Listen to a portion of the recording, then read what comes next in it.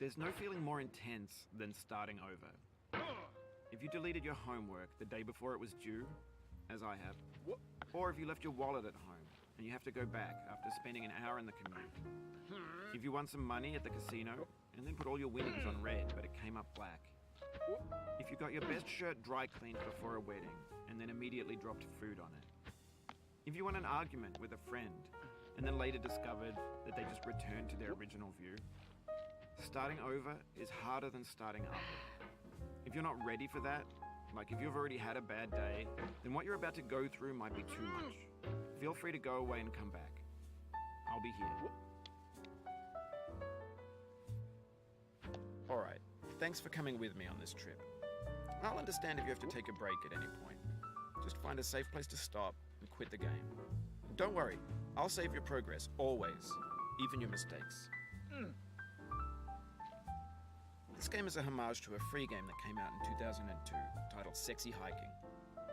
The author of that game was Jazuo, a mysterious Czech designer who was known at the time as the father of B games. And B games are rough assemblages of found objects.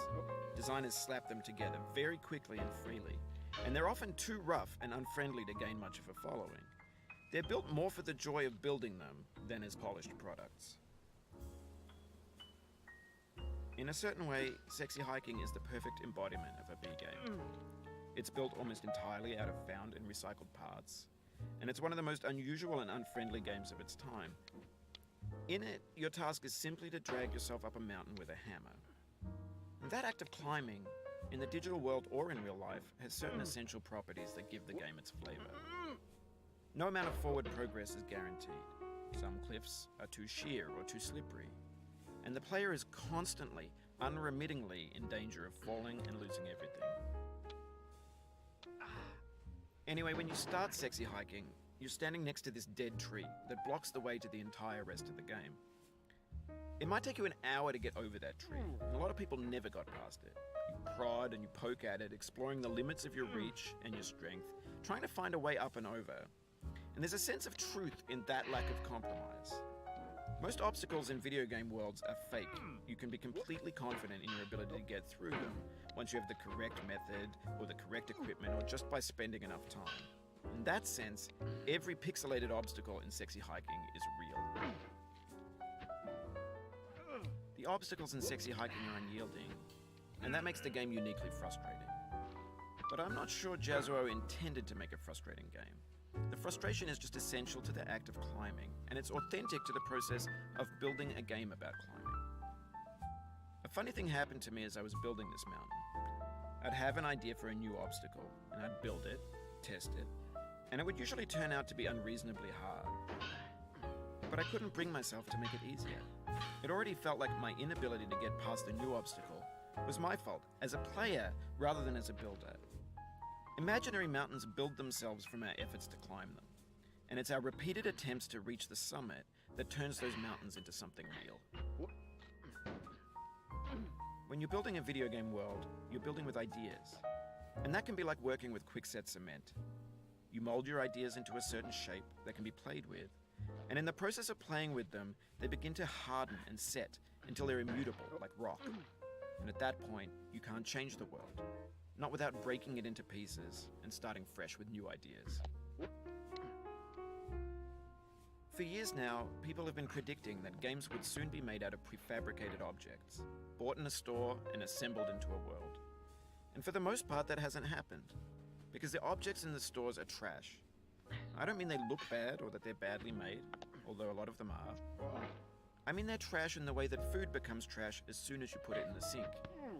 Things are made to be consumed and used in a certain context, and once the moment is gone, they transform into garbage. In the context of technology, those moments pass by in seconds.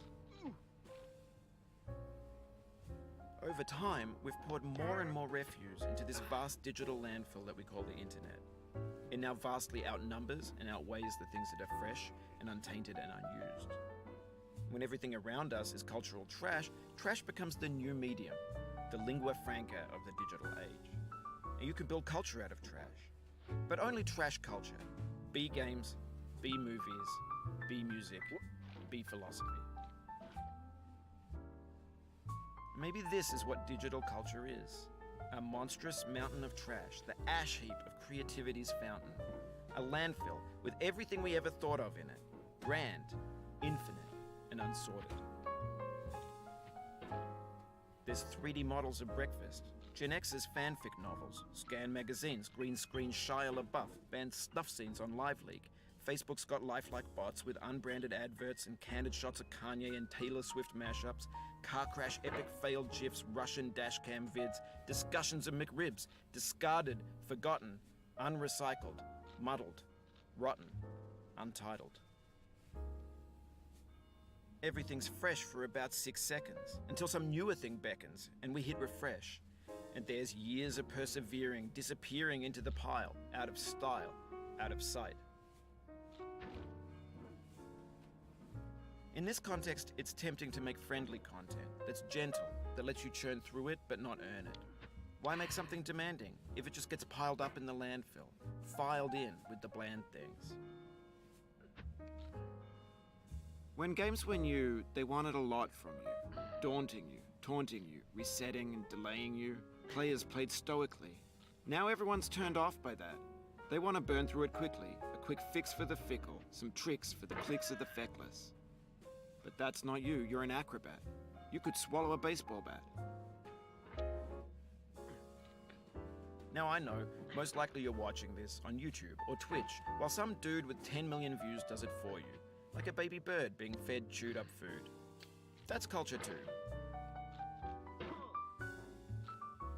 But on the off chance that you're playing this, what I'm saying is, trash is disposable, but maybe it doesn't have to be approachable.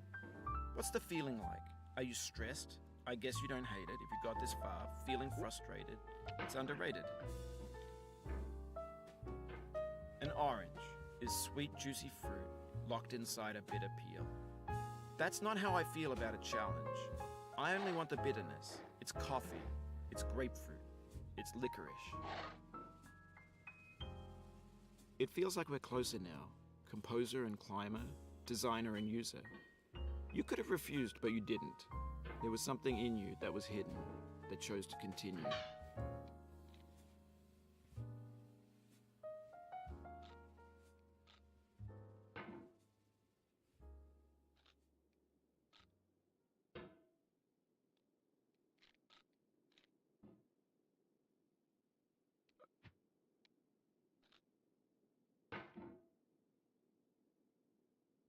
It means a lot to me that you've come this far, endured this much.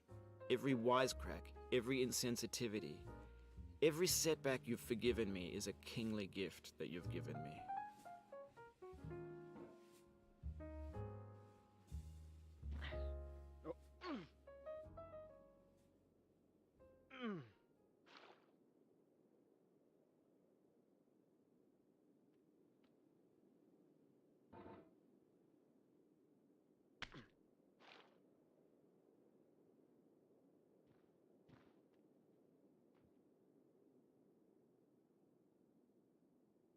Oh.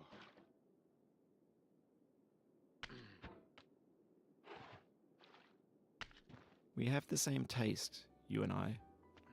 It's not ambition. It's ambition's opposite. An obdurate mission to taste defeat. You'll feel bad if you win, so I put this snake in for you.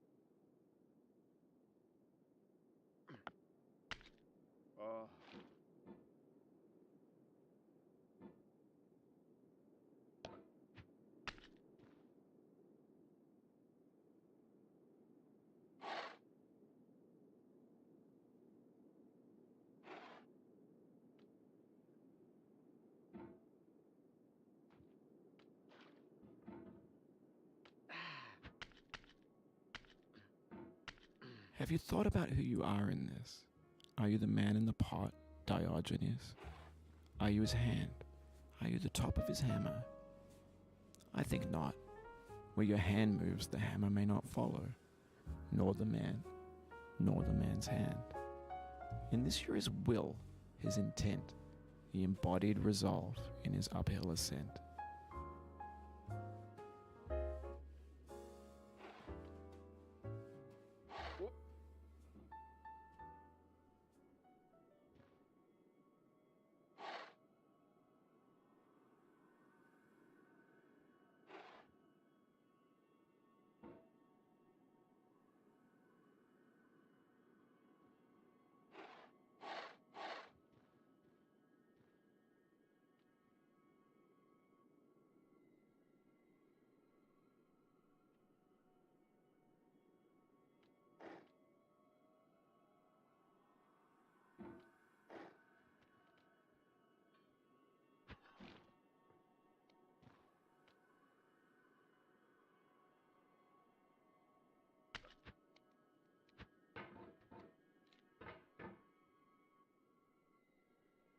Now, you've conquered the ice cliff, the platforms, the church, and the rectory, the living room and the factory, the playground, the construction site, the granite rocks, and the lakeside.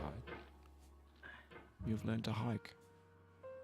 There's no way left to go but up. In a moment, I'll shut up. But let me say, I'm glad you came.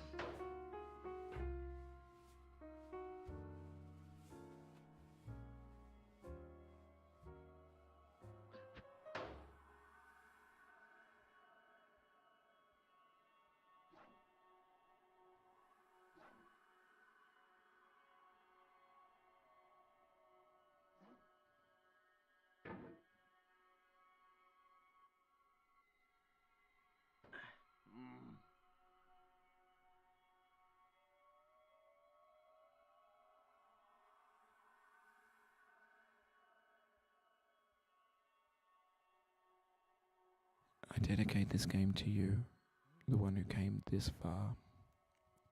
I give it to you with all my love.